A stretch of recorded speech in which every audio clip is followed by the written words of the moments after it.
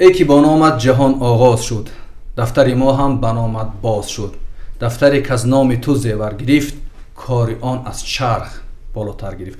سلام و درود به یک شما بینندگان برنامه کتابخوان و صحبت امروزه ما است با یک جوان خیلی فعال در تاجیکستان و این جوان در مهمانی برنامه کتابخوان قرار دارند. صحبت ما هستند فرخ عمرов. فرخ با برنامه خیلی خوش آمدید و خیلی شاد هستم که دعوت رو پذیرفتید و بگویید که امروزها چه حال و هوایی دارید. تشکر زیاد برای دعوتتان. سلام علیکم بر بینندگان.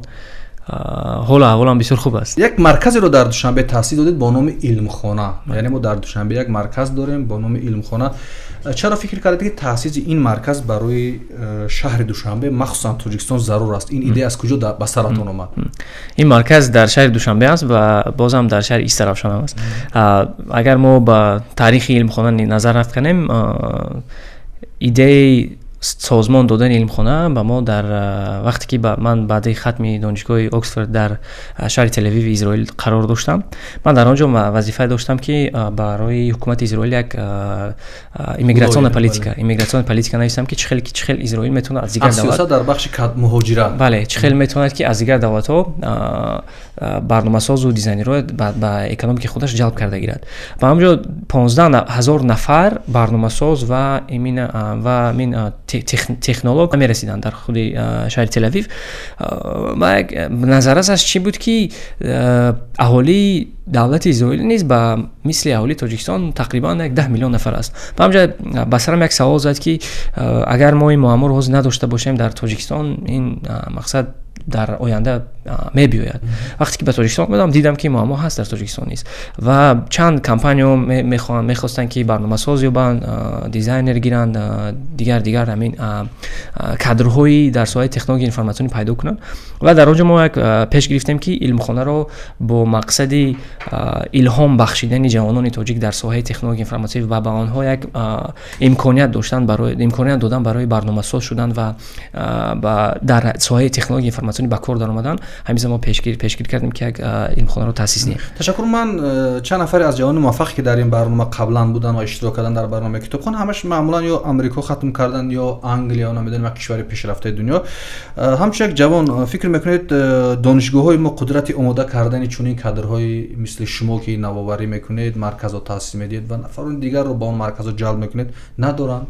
دانشگاه تاجیکستان کمتر گفتم وقتی آن رسیده است که دانشگاه تاجیکستان با تغییرات پیش برند، یعنی که یک نوآوری بیارن برای که خیلی که من از نقل یا که از دیگر دانشجوهایی که در تاجیکستان میخوانند میبینم، بسیاری آنها با از یاد کردن از خود کردن معلومات اهمیت میدن، مشغول میشن، ولی بسیارتر تست میسپرن، زچات میسپرن، اگزمین دیگر چیزا. ولی که همین فکرانی critical thinking میگن با زبان انگلیسی، همین چیز کم است. مثلا تفکر انتقادی کمتر است. بله تفکر انتقادی بسیار کم است و سر موضوع کمتر بحث میشه. بله و بازم به فکر من یک مسئله ممکن سبب دیگرش در آن است که کادرهایی که در دانشگاه کار میکنن کادرهای بخواد مقصد با استعداد کم ماندگی هستند از نقطه نظر معلمان و پروفسوران دیگر چیزا. در دانشگاه معمولا برای برنامه‌ساز شدن 5 سال لازم است که آدم تحصیل کند یا برای یک زبان آموزی 5 سال. علمخانه در چه مدت آماده میکند کادرهای مثلا برای برنامه‌سازی؟ چقدر وقت میگیرد وقتی شما باید چقدر مبلغ صرف میشه تقریبا برای یک نفر برنامه‌ساز شود؟ بسیار سوال خوب. نگاه کنید اگر در دانشگاه‌ها نگاه کنیم، من پیش یک گوش ما میخوام فهمونم که چی فرقی دارد، بعد من با سوال شما جواب میدم اگر اجازه بدید. در دانشگاه عادتا 4 سال 5 سال میخوانند، در آمریکا در دیگر دولت‌های غربی 4 سال بکالور میخوانند و در آنجا چیکار میکنن؟ اول فوندامنتش میخوانند، بعد غیر از برنامه‌سازی و یا با میخوانند تاریخ، اقتصادیات، فیلسوفیا، مقصد پسیخولوژی چندین دیگر درس‌های دیگر میخوانند که یک هم کامپلکس کادر شده تیار میشن. بعدم از نقطه نظر برنامه‌سازی اگر نگاه کنید، من وقتی برنامه آموزشی خودی دانشگاه تاجیکستان که دیگر دانشگاه هم نگاه کنیم، کمتر از این زبان، کمتر از وای زبان، کمتر از اون زبان، کمتر از اون، لیکن همش روی کم خوانده میدونن که این زبان‌های برنامه‌سازی چی است، کارکردگی هستن ممکن، لیکن همین تجربه عملی رو ندارن. فرقیتی بوتکمپ، این چیز چی معنی دارد؟ بوتکمپ همین یک مفهومی که در امریکا بسیار مشهور است، لیکن به زبانی اگر عادی فهم کرده گویم رنگی پتو، مکتب‌های تکنیکی که داریم، کالج تکنیکی که داریم، پتویی که در زمان شوروی بودن، در مدت کوتاه یک کسب معین رو می‌آموزی.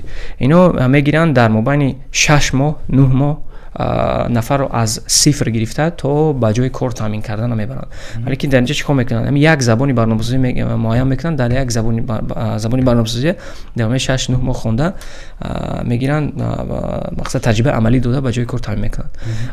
دانشگاه اگر نگاه کنیم در امریکا دانشگاه به حد قیمت هستن، مقصد از 40000 50000 تا 100000 دلار در یک سال رفتنش ممکن است. 4 سال میخونی 400000 یا 200000 دلار مقصد صرف میکنی، مصرف میشه.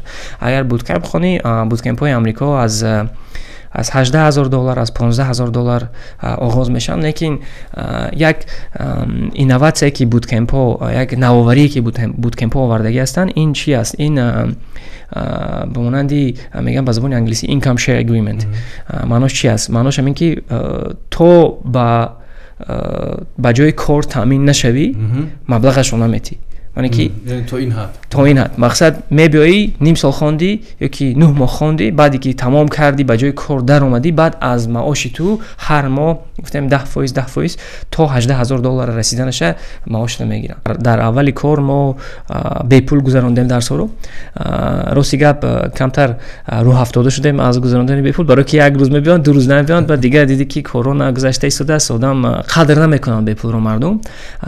حتی وقتی که تو بی پول با اونها یک کس میموزن میگه که من بیا خان، من با تو جای کار تامین میکنم، 30 تا جای کاری هست که من تو باید تایید کنم، تامین کنم. نشد. ما با یک چیز دیگه تشکیل کردیم، این بود و سیستم دیپوزیت ها میگه.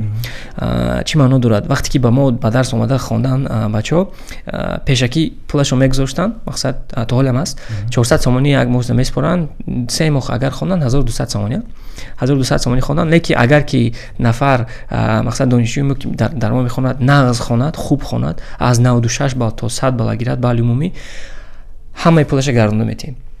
اگر که 95 پیشکی میسپرد، برای که ما میخوایم که تو پول اسپور تا آخر شب سال خوب خوان، من با تو پولت گردونده میتم. اگر که تو خوندی هم پولت میگیری هم جای کار که تایم میشی. انا اکنون حاضر با اتاپی یک گفتم ایوالوت سیومش اومده هستیم، همین اینکام شیر اگریمنتی که من گفتم کو چه خیلی که بانک‌های تاجیکستان از راستروچ کم میکنن کو، رنگ همون از ما کرده شدیم، میبیای قطعی ما میخونیم بعد پولش رو استوست میتی. ما همین چیزی نو سر کرده، نه همین محسن. خیلی خوب است که با این سمت توجه میشه، ولی بدبختی این است که وقتی نفر در تاجیکستان حتی برای کسب، برای دانش به پول نمیخواهد توجه کند، این واقعا برای ما یک بدبختی است و این کمبودی جدی است که ما باید این ذهن از ذهن جوانان البته همیشه برای نسل ما و شما یک گپ رو تکرارن میگویند که ما یک نسل جنگ بودیم، یک نسل بودیم که نمیدونم کم خوندیم، کم خوانده هستیم، کم کتاب میخونیم، به دانش کم توجه داریم، یا نمیدونم وقتی که آدم به یک کارخانه میرود دست به فساد میزند و هر اتهام پس رو به نسل ما و شما که نسل استقلال میزنند. بار شما همین صحبت رو شنیدید برای نسل خودتان، همسال سال خودتان و چه اندیشه فرا گرفت شما رو؟ یعنی میگم که شما یک نسل هستین که از شما هیچ چیز نمیبیاد. اگر ما یک کار برای شما باور کنیم، مثلا اگر یک وزارت برای شما بدیم، ما نمیدونم تقدیر یک کشور برای شما باور بکنیم، هیچ چیز از شما نمیبیاد. شما این صحبت رو شنیدید یا نه؟ برعکس من فکر میکنم که ما یک نسل هستیم که نه فقط ما یک نسلی هستیم که میتونیم آینده تاجیکستان رو سازیم، نه تنها آینده و امروز تاجیکستان رو سازیم، برای که آینده میگیم فقط آینده کی میرسد، یک ساختنی بهبودی شه در فکر یک پروگرس شیم و در خود اقتصاد تاجیکستان. این صحبت ها شدنش ممکن است، لیکن به فکر من ما با سخن همه وقت حرکت میکنم که با عمل نشان دهیم. چه خیلی که ما در علم خانه یا که چه خیلی که کاری ما کرده شدیم، کاری ما بسیار کاری که کم است، مقصد حالی ما اونقدر چیز کردگی نیستیم اگر نگاه کنیم، لیکن ما 60 نفره که با جای کار تامین کردیم، این یک به فکر من خیلی کار است در تاجیکستان 60 نفر رو با جای کار تامین کردن، این خودش خیلی یک ҳарфи калон аст, кори калон аст. манзур ман ин аст ки насли мо ҳам аз ҳамун насли қаблие ки моро интиқод мекунанд бархостанд. яъне мо рафтори онҳоро дидем, гуфтори онҳоро дидем, кирдори онҳоро дидем ва ҳаракат кардем. акнун бигӯед аз Англия вақте ки ба Тель-Авив рафтед, ҳамин масирро тай кардед ва ҳам дар Хуҷанд масалан будед ва дар маркази шаҳр будед, шояд пеш аз сафар карданатон, вазъи мутолиаву китобхониро дар ин шаҳрҳо чӣ гуна дидед ва ҳамчун як ҷавон чӣ чизо дар хотиратон аз он давраи таҳсилатон мондааст ки метавонед инро ба бинандаи барномаи китобхона ҳамчун таҷриба бигӯед ё ҳамчун паём бигӯяд ё ҳамчун як коре ки мешавад аз ин тариқ мардумро ба сӯи китоб, мутолиа ва дониш даъват кунад. амрикои осиёи марказӣ дар Бишкек ба хондан бакалавр хондан рафтам. Якум ҳафтае ки мо онҷо будем, ба мо аз замин китоби Афлотун додан. Афлотун номи як тексташ буд, як эссеш буд, мақсад номаш Аллегория пешери, The Allegory of the Cave. ва вақте ки ин чиза мо мехондам, ба фикри ман як мегӯям ки ба забони русӣ агар гӯям ки як взрив буд дар дурни мағзи сари як инқилоба дар мағзи шумо ба вуҷуд овард. дар мағзи ман, барое ки ман ҳайрон шудам ки то чӣ андозае мақсад маълумот гирифтам якумаш, баъд дуюмаше ки онқадар чизи вазбина ман ҳамчун як бачае гуфтем 17 сола 18 сола онқадар чизи вазбина мо дар бораш мо фикр ронда истодем, суҳбат карда истодем. Якум ҳафтаи омӯзиш, агар шумо гуфтем ки дар донишгоҳи мо аслан чиз нодир аст. ба фикри ман чӣ дар мактаб чӣ дар донишгоҳ равед ва аз ҳамин текст барои шумо шуруъ шуд, аз ҳамин матни Афлотун шуруъ шуд дарс барои шумо. хеле ба фикри ман ки шуданаш бисёр мушкил аст. Ман дар донишгоҳи Liberal Arts мехондем. Liberal Arts ҳам як донишгоҳе аст ки бисёртар ба ҳамин critical thinking, чӣ гуфтед, фикрони интиқодӣ бисёртар аҳамияти ҷиддӣ дода медиҳад. ва вақте ки ман дар он ҷо хондан сар кардам, қариб мо дар як семестр 4-5 китоби ҳамин философияи сиёсӣ мехондем. аз Афлотун сар карда то гуфтем ҳамун чӣ Конфутсию, то Франкенштайн, то номи китобо ба забони англиси аст, барои кам тарҷумашон қиёнтар мешавад. ва ҳамун чизо вақте ки мо мехондем, барои ман як вазбин буд, мушкил буд, бисёр мушкил буд, барои он ки ба ин чиз ман одат кардаги набудам. вақте ки ман 3 сол дар донишгоҳи амрикои осиёи марказӣ хондам, баъд маро яке аз 6 нафар студентон донишҷӯён интихоб карданд ки барои барномаи ивазам, барномаи мубодилот exchange program ба Нью-Йорк равон карданд. ман дар Нью-Йорк хондам.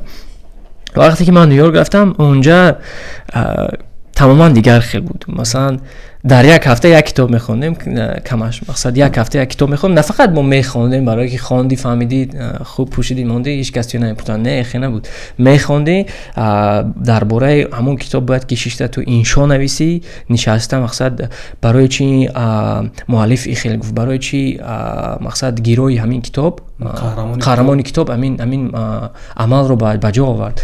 Масалан яке аз чизое ки ба забони англиси мегӯяд, як хотирҳое ки бисёр хуб дорам, яке аз муаллимон буданд. он кас профессори мо Уолтер Мид номаш буд, Уолтер Рассел Мид. вай кас чӣ мегӯянд, советники Ҳенри Киссинҷер, мушовири Ҳенри Киссинҷер буд. Ҳенри Киссинҷер агар донед, Ҳенри Киссинҷер китобуш хеле машҳур. Ҳенри Киссинҷер мушовири Ҳенри Киссинҷер кор кардаги аст, як мусафед буд, мақсад одаме ки сол аз гузашта. вай ба мо стратегияи ҷангро меомӯзонд. мақсад ман сиёсатро хондаги ҳастам, стратегияи ҷангро меомӯзонд. ва дар он ҷо мо китоби чӣ мехондем, Наполеонро мехондем, дар бораи ҳамун ҷангҳои Наполеон, барои чӣ дар Русия бой дод, барои чӣ хатогӣ кард, чӣ кор карданаш мумкин буд. ва ба хонаи худаш даъват мекард, баъди дарс ба хонаи худаш як пицца мегирифт, ягон паста меовард, мемонд, як киноша мемонд дар бораи Наполеон. На фақат мо китобо хондем, ҳамон ҳафта бо ҳам киноша тамошо кардем, дидем ки дар ҳамон ҷанг мо мақсад дохил мешудем, вориди ҳамон китоб мешудем, вориди ҳамон воқеа шуда ҳастем. баъд дар бораш мо эссе навистан мо дар кор буд ки чӣ тавр метавонист ки Наполеон ҷангро бурад. وقتی که ما اکو شما مقصد تصور کنید که من مثلا 21 ساله 22 ساله بچه باید استراتژی نویسم که چطور میتونست که ناپلیون جنگ روسیه برده تاریخ رو عوض کردنش ممکن بود. این برای من یک نافهمیدنی بوده. اگر در تاجیکستان اگر اون کس میگفت که تو بعدی 5 سال بعدی 4 سال رفتم میخوای کارو میکنی، گفتم نه تو دیونه چیزی خیلی منطقی میکنم، من کتاب خود خونم. مقصد که زیاد شده رفتم میگرفتم خیلی. همچنین در اکسفورد در یک هفته مثلا یک تا دو تا سه تا کتاب میدادن، از هر جاش گرفته خونده، مقصد انالیز کرده، درباره‌اش ما فکر و اندیشه خودمون بیان کرده، در یک مقصد تما در یک کار میکردیم. مثل همین ناپلیون که قصه کرد باز بودن کتابی که شما رو تحت تاثیر قرار دادن؟ بسیار بودن. یکم همین کتابی که من خیلی که به فکر من خیلی که گفتم این کتاب افلاطون بود. نام کتابش جمهوری است. این کتاب ما در مدت یک سمستر خواندیم. بسیار کتابی کلان است. مقصد تاثیرش به حد کلان بود، برای که درباره حقیقت، درباره عدالت، درباره زیبایی چی بودن آن از نقطه نظر فلسفه، از نقطه نظر سیاسی نظر میانداخت. بله اون اگر یک چیزی که مثلا در یادم میستد درباره ساختاری دولت گذاری است، ساختاری دولت رانی حرف میزد. در اون کتاب ما میخوندیم که مقصد خیلی افلاطون با سقراط ریسپوبلیکا درباره همون گپ میزد، خیلی باید که دولت رو با رانده شود، با کدام تقسیم کرده شود. و در آنجا میگفت که مثلا برای که یکی از ایده‌هایی که اون داشت افلاطون با 3 تقسیم نمودنی اهالی بود. یکمش این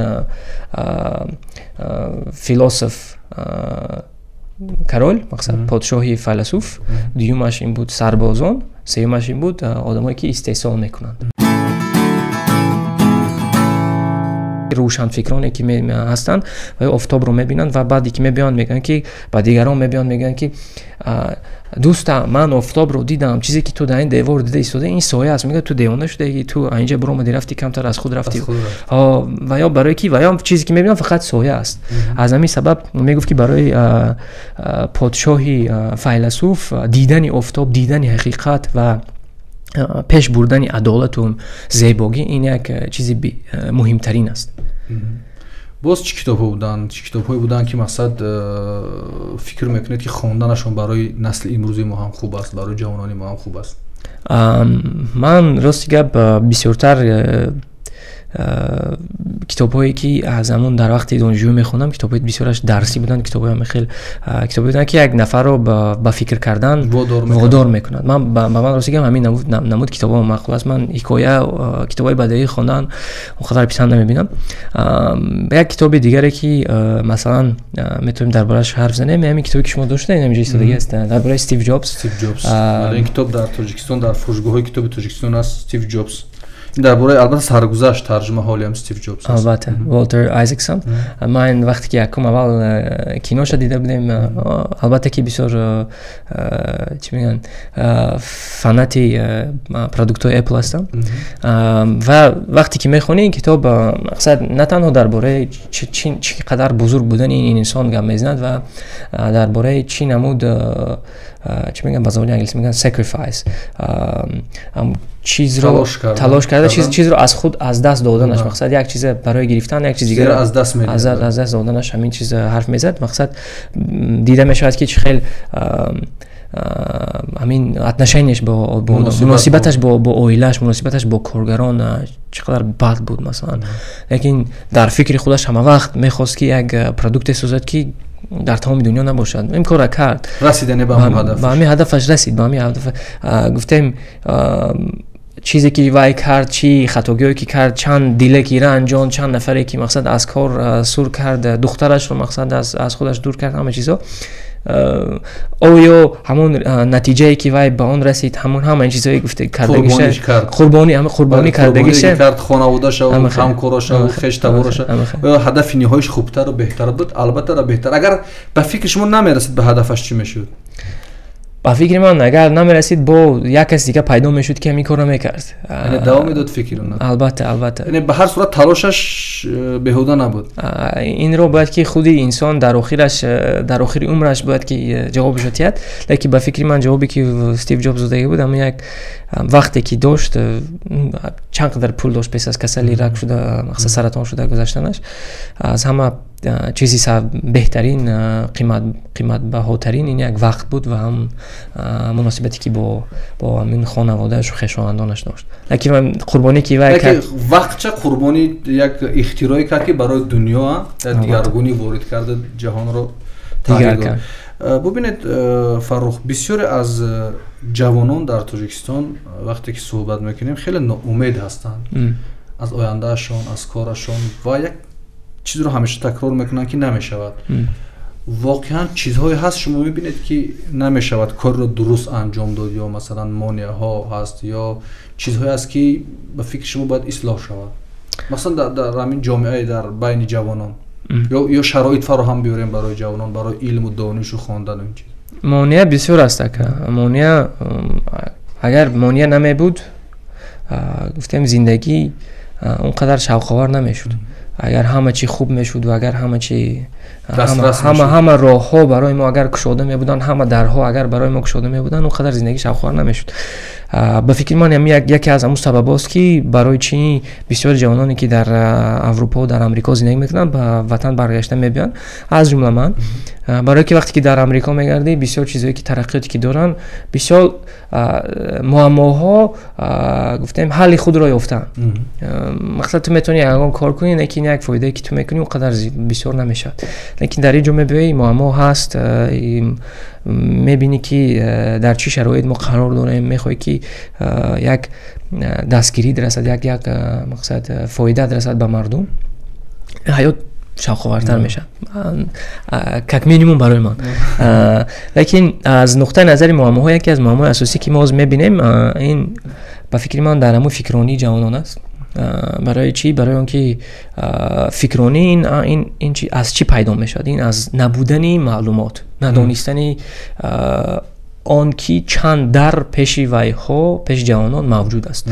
لیکن وقتی جوان مقصد از اون مثال اگر نگاه کنیم مکتب تمام میکنند که صنف 9 تمام کرده است فکر میکند که همون بچه هم کیم در همون روسیه کار کرده است من هم میرم به مانند همون در ساختمان مهاجر شده کار میکنم با پیش خود دیگر درها رو الکی میبندد فکر میکند که دیگر حیات همین است میرم کار میکنم پول کار میکنم میبینم ماشین میخرم زن میگیرم با گشته میرم کار میکنم میگم بیزنس میکنم دلشی مقصد دوامش چی میشد خدا خودش میداند. لیکن با چند درهای دیگر هم هستند این درها ممکن با پیشی گفتیم جوانای ما از با تاریک باشن ممکن هم درها رو نبینن لیکن درها هستن. این یکی از درهایی که مثلا گفتیم با در اومدن با عالم علم و تکنولوژی با اینجا اونقدر گفتیم شرایطی زیاد در کار نیست با امکانیت حاضر همه تلفن دارد همه اینستاگرام میشند فیسبوک میشند دیگه چه میشند اینترنت دارد در اومده درباره تکنولوژی اینفورماسیونی خوندن چه خیلی کنیم که همین خودی خونه نشسته با کمپانی با شرکت های بیرونی نشسته کار کرده با دلار باشد با کدام اسعاری که نباشد پول کار کرده بیاریم. من برای چی درباره این درها میگم برای که خودم از عائله مهاجر هستم به مانند چند میلیون نفر چند صد هزار جوانای تاجیک پدر من خودش هم در مهاجرت در روسیه قرار دارد. لیکن من هم فکر میکردم که به مانند پدرم به مانند امکیام میخوام من هم روسیه میرم کار میکنم مهاجرت میرم. لیکن با فکر من یک در برای من گشوده شده بود من در با فکر من زبان انگلیسی بود که با من یک شوقی بسیار کلان پیدا کردم. من میخواستم که یک چیزی کلان مثلا یک چیزی بزرگ بنویسم شام میخواستم که یک از زمین گفتیم از زمین چقوری برایم و همین یک درک شده شد در دیدم که اون در کی در اومده میبینی که با 4 تا دیگه در هست میخوای این طرف میری اون طرف میری بعد همه خمخه در هاک شده رفتم میگیرن. از همین سبب یک منتالیتی جهانی ما باید که ما کم کم ایواز کنیم یک تاویا رسانیم که با مهاجرت به روسیه رفتن این یگانه راهی زندگی راهی حل مشکلی که تو داری این نیست. بسیار جوانانی که از خارج به تاجیکستان میان بعد چند دلسرد میشوند وقتی صحبت میکنیم میگه کار نشید یا مثلا مشکل است یا کار کردن نمیمونند و شاید ترک میکنند میروند. بود لحظه‌ای که دلسرد میشدید وقتی تأسیس دادن همین مرکز علم خانه یا میگفتید که یک کاری بیهوده میکنید. خب در روزهای اول یا فکر شاید شبیه فکر کردید که اصلا لازم نیست تأسیس علم خانه در همین مثلا دوشنبه عمان تاجیکستان بودن همین خیلی لحظه.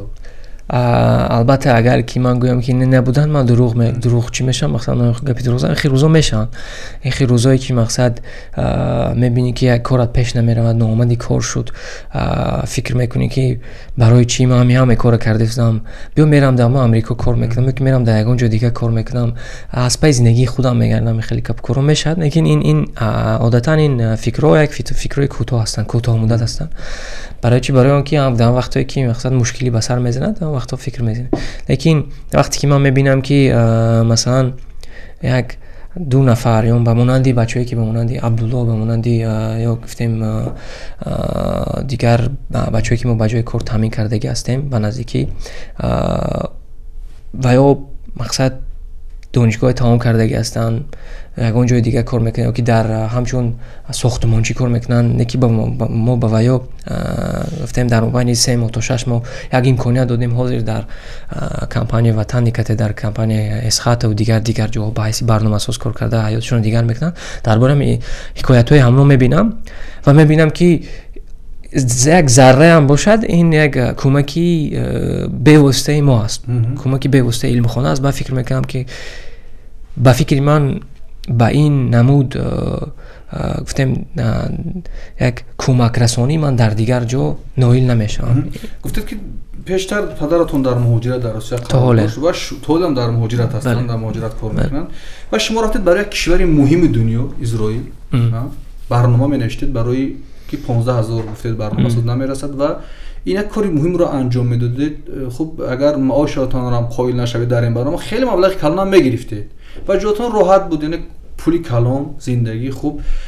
چی شد یک بار شما رو کسی دعوت کرد چی تحریک داد که بیاید تاجیکستان و اینجا رو انتخاب کنید و اینجا کار کنید؟ شاید حاضر درآمد از این خانه داشته باشید و قبل همون کشور نباشد مثل اسرائیل نباشد چی چیز تحریک داد مثلا کدام نقطه بود که گفتید تماما این کارا قطع میکنم میرم با وطن خودم و اونجا مثلا فعالیت میکنم؟ شاید من میشدم نمی اومدم و اونجا میستادم شاید نفر دیگر جای شما میشدم اونجا میستاد و فعالیت میکرد یا در آمریکا است یا مخصوصا در اسرائیل که یکی از کشوری که خیلی پیشرفته است در دنیا مخصوصا در ساحه تکنولوژی و آی تی و این چیزا. راست بسیار سوال خوب این سوالی که آدم رو وادار میکند که یک چقدر فکر کند.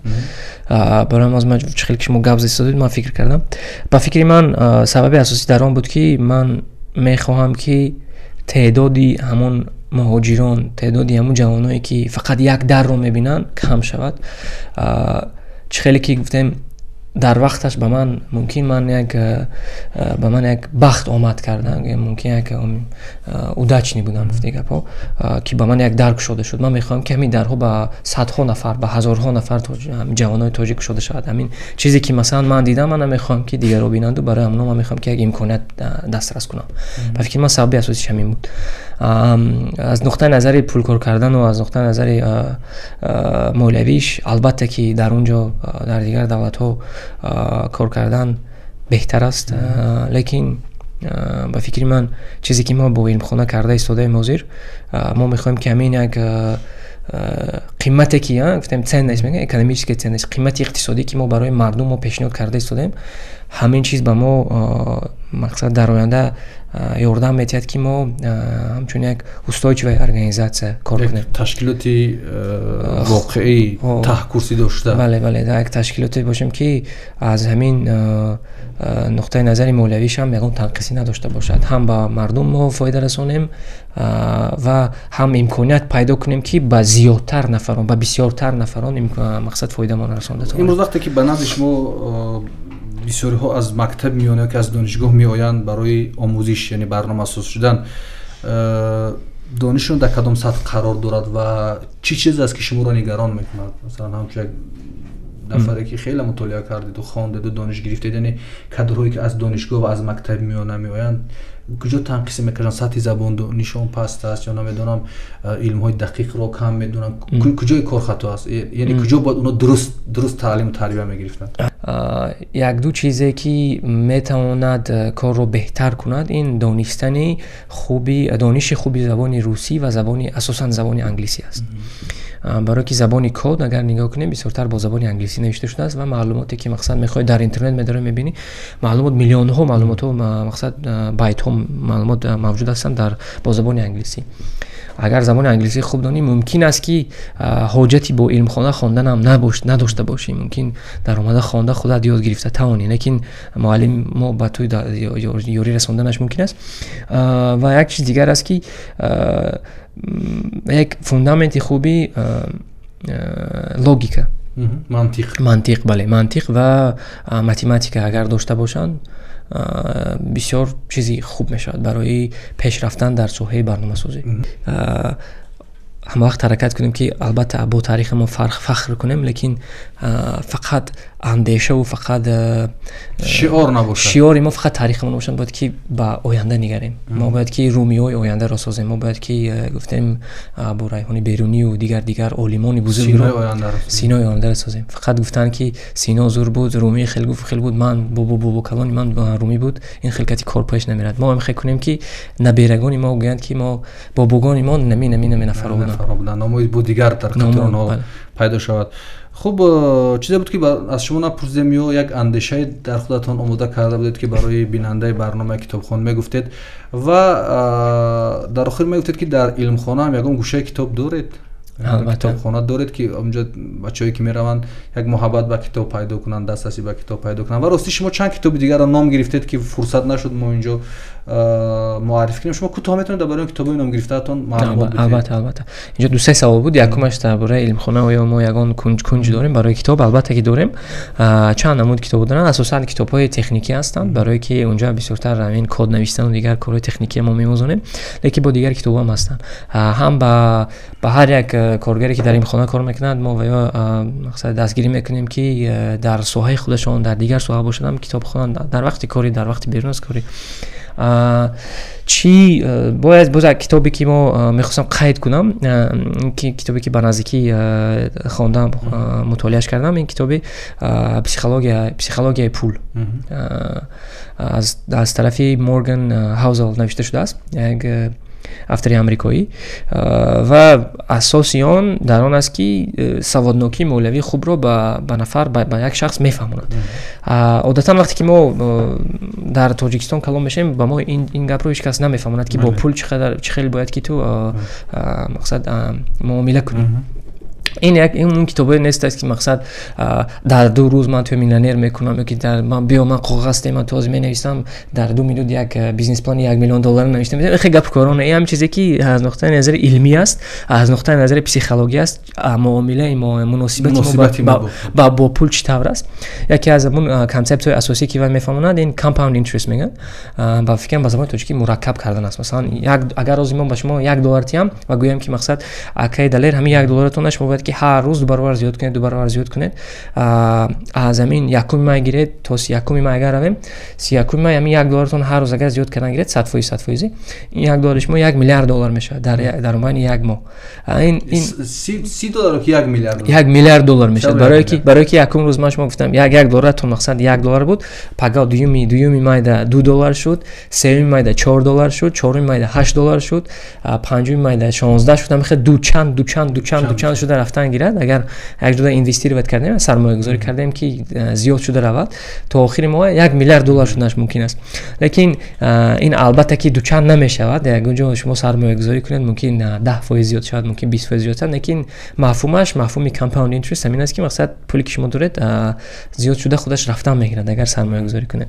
ва ин китоб бисёр китоби ҷолиб буд ки дар бораи чӣ хел ки гуфтем муносибати шахсият бо пул як мафҳумҳои навро барои манам гуфтем як пешниҳод кард.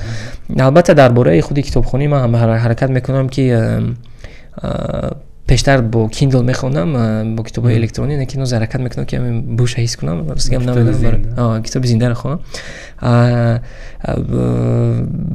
ба фикри ман ки аз китоб метавонад одамро мутолиаи китоб одамро метавонад дигар кунад, як ҷаҳонбинии шахсро васеъ кунад. вақте ки дар китоб мехонӣ одатан дар дуруни китоб медарои меравӣ бо ҳамун ҳаёти ҳамун як персонаж, ҳаёти ҳамун муаллиф зиндагӣ мекунӣ ва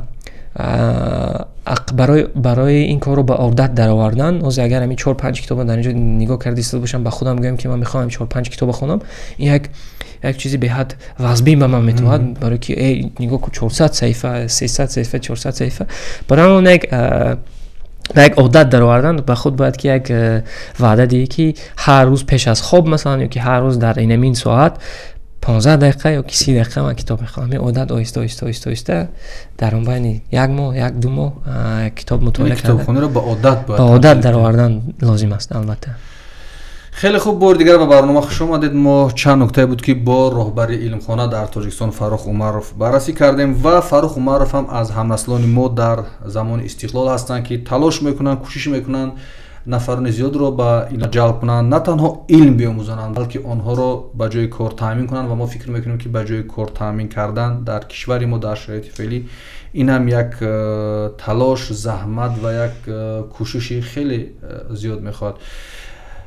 اینجا برنامه کتابخوان با امید اون که روز مردم تاجیکستان، مردم عزیز تاجیکستانی که از سیرخواننده ترین مردم دنیا در سمت کتابخوانی، در سمت مطالعه شود، برنامه کتابخوان رو به انجام میرسانیم. خدا حافظ شما.